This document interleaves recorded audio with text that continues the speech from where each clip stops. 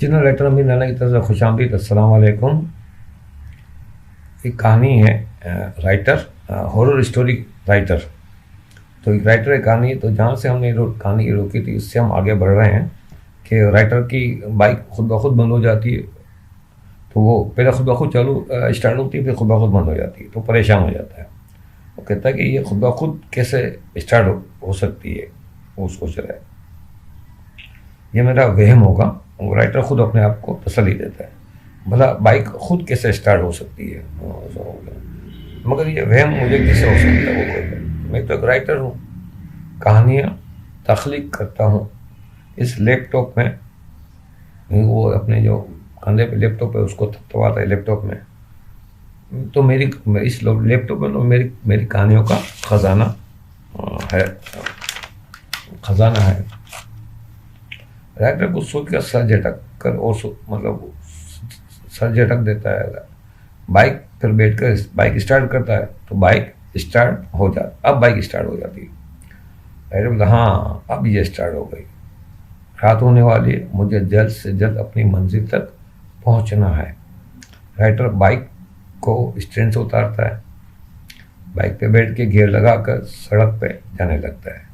जिस जगह इसकी बाइक खड़ी थी वहाँ हवा का एक गोल सा दायरा घूमने लगता है। आपने ना जो गोल कचरा और कागज और सब पत्ते वगैरह सब उस गोल दायरे में घूमने लगते हैं। सब गोल दायरा वो घूम रहा है। यहाँ सस्पेंस म्यूजिक शुरू हुआ, बाइक आगे जा रही है, गोल दायरा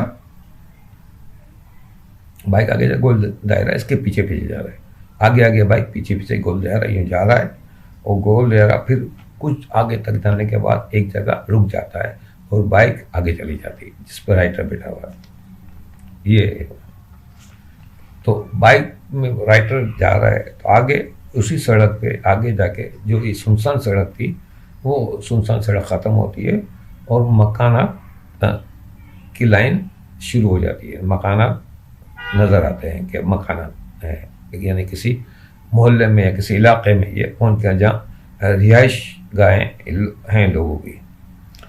तो आगे जाके एक लाइन में एक मकान के पास बाइक रोक कर मकान का नंबर देखकर बाइक को वो रोक मतलब का स्विच ऑफ करता है। हाँ यही मकान है, यानी उसे यहीं आना था। राइटर का यह डायलॉग है, जुमला आएगा, मतलब हाँ यही वो मकान है, इसमें कोई नहीं रहता, यहाँ मैं सुकून से अपना काम मुकम्मल कर सकूँगा। ये सब में राइटर जो है, इसकी मैं आपको थोड़ी सी मजाक भी करना चलूँ कि ये राइटर जो है ये है हॉरर कहानियाँ लिखता है राइटर। तो इसे एक सुनसान जगह में एक मकान घर चाहिए था, मकान जहाँ बैठ कर वो सुकून से अपना कहानियाँ लिख सके, जहाँ से कोई डिस्टर्ब करने वाला ना हो।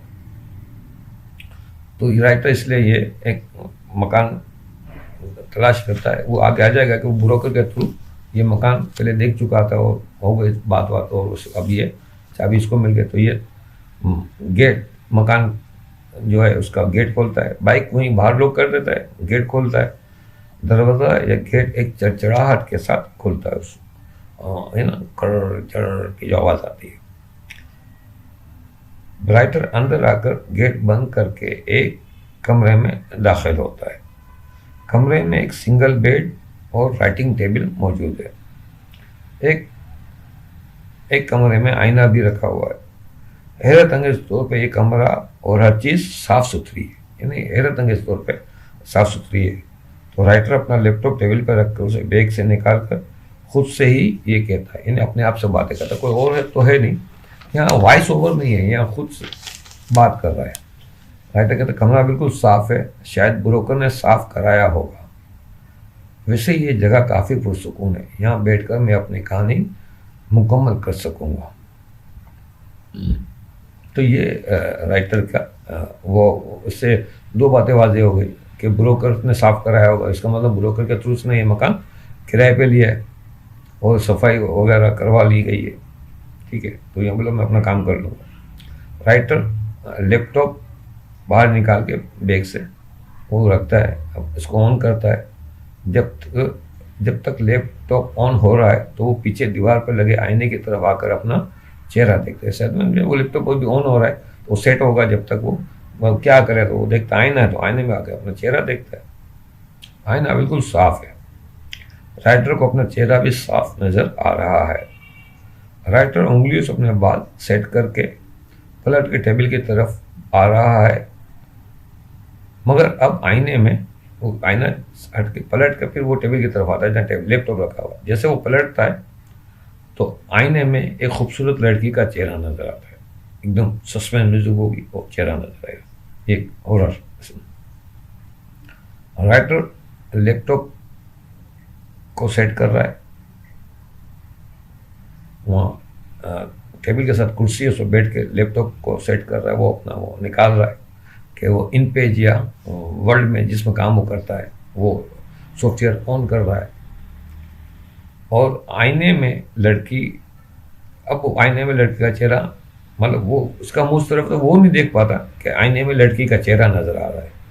आईने में लड़की मुस्कुरा कर उसे देख रही है, वो आईने में ही है लड़की और मुस्कुरा कर उसे देख रही है। लड़की अपना मुंह खोलती है तो इसके मुंह में दांत बड़ी साइज के हैं, और उनसे खून भी निकल रहा है, यानी दो साइड के जो दांत निकले हुए होते हैं ना बड़ी साइज के हैं और उनसे खून टपक रहा है। और आहिस्ता आहिस्ता लड़की का चेहरा, खूबसूरत जो लड़की का चेहरा था वो भयानक सा होने लगता है। और जैसे जैसे वो खून और भयानक चेहरा भयानक होता रहता है ज़्यादा, वैसे वैसे म्यूजिक तेज होनी शुरू हो जाती है।